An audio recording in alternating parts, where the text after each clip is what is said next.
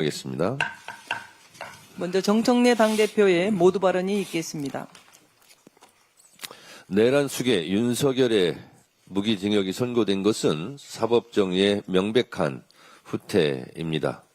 12.3 비상계엄을 내란 행위로 인정하고 내란 우두머리에 해당하는 죄값 중 최저 형량이라도 선고했다는 것을 제외하면 결과와 내용 면에서 모두 부족했습니다. 감경 사유는 더욱 처참합니다. 윤석열에 대한 양형 참작의 사유로 첫째, 아주 치밀하게 계획을 세운 것으로 보이지 않는 점을 꼽았습니다. 직접적인 물리력이 실제 행사되지는 않았고 대부분의 계획이 실패로 돌아갔다는 점을 덧붙였습니다. 이는 사실과 다릅니다. 국회를 봉쇄하고 도끼로 문을 부수고서라도 국회의원을 끌어내라고 했고 헬기를 동원했으며 노상원 수첩에서 보듯이 수많은 사람들을 체포, 구금, 살인 계획까지 세웠습니다. 이것이 성공했다면 저도 이 세상 사람이 아니었을 것이고 이재명 대통령은 물론 김민석 총리, 박찬대, 우원식 등 많은 사람들이 죽었을 것입니다. 계엄의 요건을 만들기 위해 북한으로 무인기를 보냈습니다. 얼마나 치밀했습니까? 사전에 계엄을 경고한 민주당, 국회로 달려온 시민들, 헬기 진입을 막은 김문상 대령, 서강대교를 넘지 말라는 조성현 대령 등 12.3 내란의 밤은 헌법과 민주주의 수호를 위해 맨몸으로 맞섰던 시민들과 소극적으로 행동한 군인들의 용기 덕분에 실패했을 뿐입니다. 헌법재판소 윤석열 파면 판결문 내용에도 이렇게 나와 있습니다.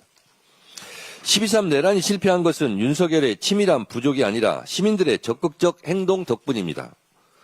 그래서 대한민국 국민 노벨평화상 후보로 추천까지 된 것 아닙니까? 다음으로 나열된 양형 참작 사유는 더욱 황당하기 짝이었습니다.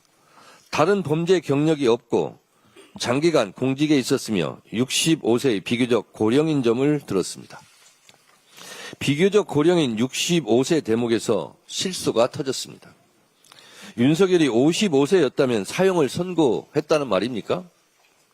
79세 고령인 한덕수 전 총리에 대한 선고에서도 내란 행위는 고령이라도 엄한 처벌을 하는 것이 타당하다며 양형의 나이를 고려하지 않았습니다. 다른 범죄 이력이 없고 공무원이라 감경했다고요? 장기간 공직에 있었다면 대한민국의 대통령이라면 더 높은 도덕적 잣대로 헌법을 수호하지 못한 죄를 물어야 하지 않겠습니까? 더욱 국법을 지켜야 하지 않겠습니까? 이런 이유로 가중처벌해야 되는 것입니까? 다른 범죄 경력이 없다. 초범이라는데 내란에 재범이 있을 수 있습니까? 참으로 황당합니다. 내란을 직접 계획했고 민주주의 헌정질서, 국가 경제와 대외 신인도에 심각한 타격을 입혔으며 선량한 시민들을 고통에 빠뜨리는 등 막대한 사회적 비용을 초래한 점, 재판 과정에서 특별한 사유 없이 출석을 거부하며 일말의 반성조차 보이지 않은 점, 이런 것들은 어째서 양형에 참작하지 않았습니까? 어제 윤석열이 무기징역을 선고받았던 그 법정은 30년 전 전두환이 사형을 선고받았던 바로 그 법정입니다.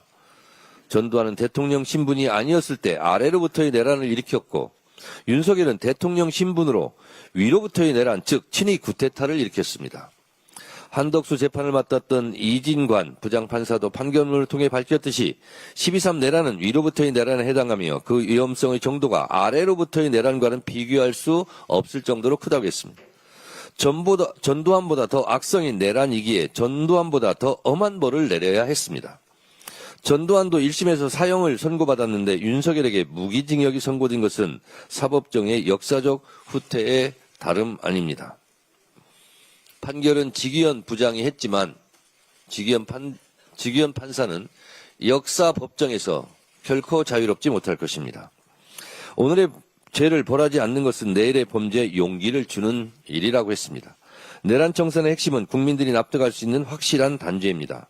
내란의 티끌까지도 철저히 법정에 세워야 합니다. 조이대 사법부를 이대로 둘 수 없습니다.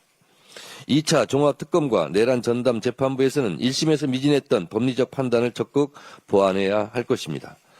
특히 지기현 재판부는 필기 형태나 내용들이 조악하다며 노상원 수첩을 중요한 증거로 여기지 않았습니다. 이 부분은 종합특검에서 집중적인 수사와 진실 규명이 필요합니다.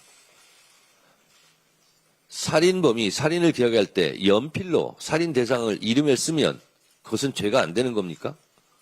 오히려 생각나는 대로 필기, 연필로 막 볼펜으로 막 적은 것이 더 중요한 범죄의 증거 아니겠습니까? 지기현 판사 정말 세상 물정 모르고 국민의 정서도 모르는 철딱선이 없는 그런 판결을 한 것입니다.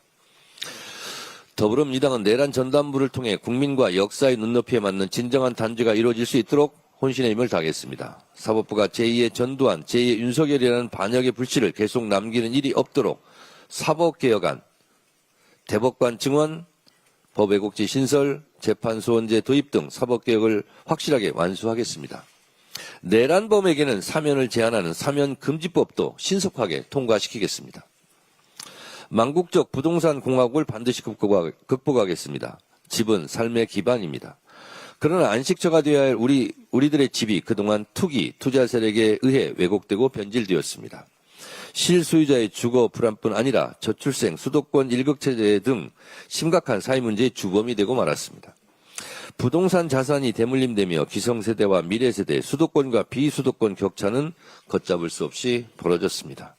내 집 마련이라는 소박한 꿈을 접어야 하는 국민들의 어려움을 더 이상 방치할 수 없기에 이재명 대통령이 연일 나서고 있습니다. 부동산과의 전쟁에서 반드시 승리할 것입니다. 투기를 위한 다주택자를 향한 이재명 대통령의 메시지는 모두가 잘 사는 대한민국을 위한 것입니다. 자금력 있는 다주택자가 시장을 주도하는 지금의 비정상적인 상황에서 양도소득세 중과를 제기하는 것은 응당한 조치입니다. 부당한 특혜를 중단하여 투기 수요를 줄이고 실소유자를 위한 매물 확보가 절실합니다. 우리는 지금 망국적 부동산 문제 해결, 국민의 보편적 주거권 확보를 위해 결단해야 합니다. 이재명 대통령은 사회 악은 다주택자들이 아니라 다주택이 돈이 되게 만드는 정치인에게 있다고 했습니다. 정확한 지적입니다. 정치인의 한 사람으로 저 역시 오늘의 아픈 현실의 책임을 통감합니다. 집은 투기 대상이 돼서도 안 되며 부동산 투기를 이용하는 정치인에게 표가 돼서도 안 됩니다. 말이 아닌 행동으로 책임을 다하겠습니다. 부동산 감독원을 신속히 처리하고 충분한 주택 공급으로 서민 주거 안정에 앞장서겠습니다. 이재명 정부의 부동산 정책을 든든히 뒷받침하여 부동산 공화국 극복이라는 과제를 반드시 완수하겠습니다. 국민의힘 장동혁 대표에게 요청합니다. 세간의 언론 보도에 집이 6채란 말이 나옵니다. 사실인지 아닌지 본인이 잘 알 것입니다. 최근에는 부모님까지 들먹이면서 울먹였다는 보도를 제가 보았는데 울지 마세요. 그리고 부동산 청산하시기 바랍니다. 지금 다주택자 문제로 지금 이재명 대통령께서 연일 애쓰고 있는데 6채라는 것이 억울할 수 있겠으나 본인도 억울하겠죠. 그런데 좀 억울함을 이번에 해소하시기 바랍니다. 부동산 정책에 협조해 주시기 바랍니다. 국민의힘도 투기 세력에 대한 옹호를 멈추고 공당으로서 책임을 다해야 합니다. 가짜뉴스로 국민을 갈라치고 시장 심리를 자극하는 행태는 국민의 불안만 키울 뿐입니다. 아무런 대안도 없이 반대 입장 만들어 놓을 때가 아닙니다. 정치의 의무와 역할을 회피하지 말고 부동산 시장 정상화로 국민의 삶을 지키는 데 힘을 모아주실 것을 진심으로 바랍니다. 네, 다음은 한병도 원내대표.